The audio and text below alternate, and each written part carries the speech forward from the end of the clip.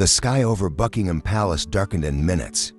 What had started as a gentle dusting of snow turned into a swirling white tempest-and unseasonal London blizzard that sent tourists scrambling for warmth.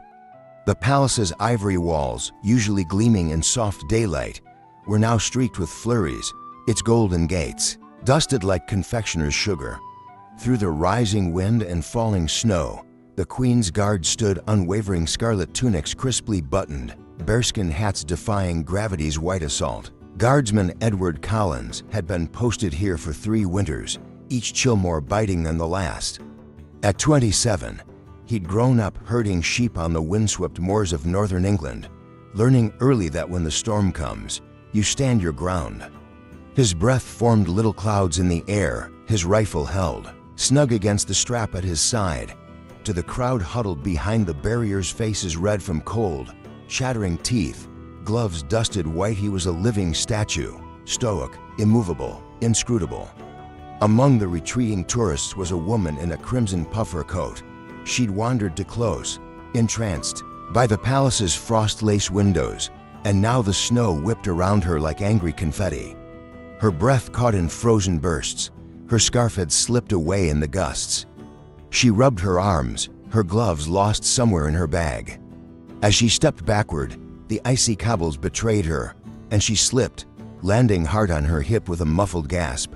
In the sudden hush that fell over the courtyard, all eyes darted to her and to the immovable figure in scarlet. It wasn't protocol to move. Royal guards did not react. Royal guards did not speak.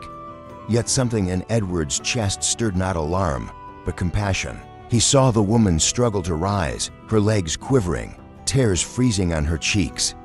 Her name tag, half buried in snow, read Hiroko. She must be a visitor from Japan. Her wide, startled eyes looked every bit as lost as the snowflakes swirling around her. Edward took a careful step forward once, deliberately, his rifle still held across his chest.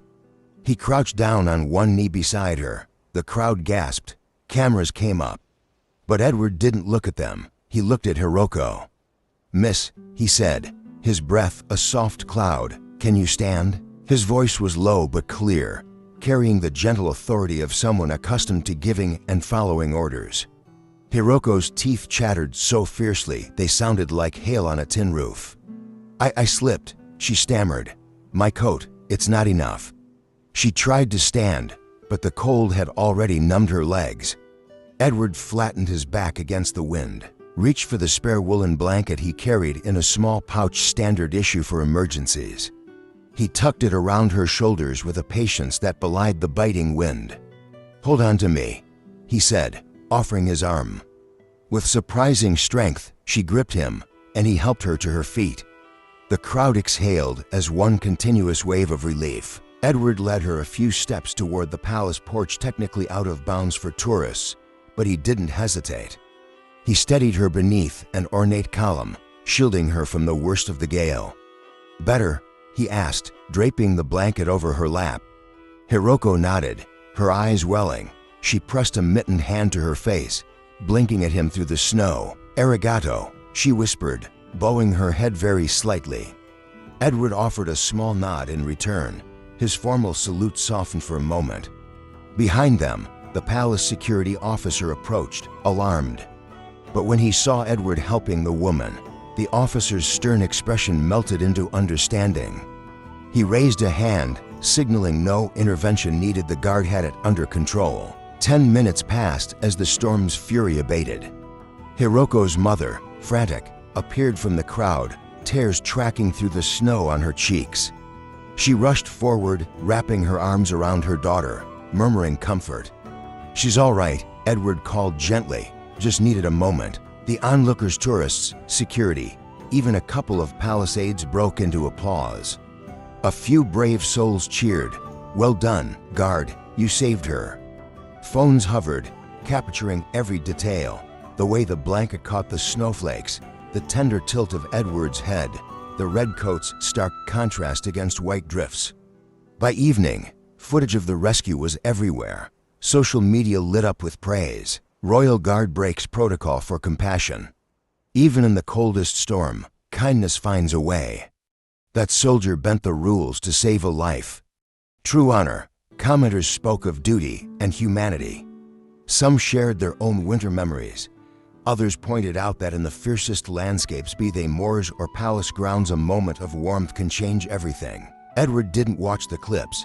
He didn't care for the clicks or comments. The next morning, despite the lingering frost, he returned to his post. His tunic was immaculate, his bearskin hat tall. But something was different. When he stood to attention, his shoulders felt a touch lighter, as if the world's gratitude had settled there. And somewhere in Tokyo, Hiroko told the story over tea. She spoke of a man in scarlet who knelt in the snow, not to punish, not to parade, but to protect, a reminder that even the stiffest of uniforms can harbor a warm heart. In a low-lit tea house, steam curled from porcelain cups as Hiroko recounted each detail to her grandmother and wide-eyed niece. The gentle click of bamboo screens and the soft rustle of kimono silk framed her words. She described how the guard's breath, visible in frosty clouds, had mingled with hers as he knelt, his red tunic a beacon against the white flurry. Her niece traced the pattern on her teacup, imagining the glint of his brass buttons. Across oceans and cultures, Hiroko's tale wove a bridge of empathy. Back in London, guardsmen gathered at the mess to swap stories over bitter tea. Though protocol forbade open discussion of off-duty compassion, Edward's act had slipped into legend. One young recruit passed around a photo of the endless snow, the kneeling figure, and the rescued tourist huddled beneath that generous woolen blanket. "Remember why we stand," a veteran told him, voice quiet but certain. "And when it's right, why we kneel." Months later, Edward stood once more beneath Buckingham's arches as spring thawed the last drifts of snow. A small package arrived for him wrapped in Japanese paper, tied with a crimson cord. Inside lay a single porcelain teacup, painted with delicate plum blossoms, and a note from Hiroko, for warmth on cold days. From one who remembers. He placed it on his windowsill, where morning light set the blossoms aglow. And so the story traveled from palace gates to distant tea houses, from hushed mess halls to homes across continents, reminding everyone that honor and humanity are twin pillars of true service. In a world that prizes stillness, sometimes the greatest courage lies in the simple choice to move.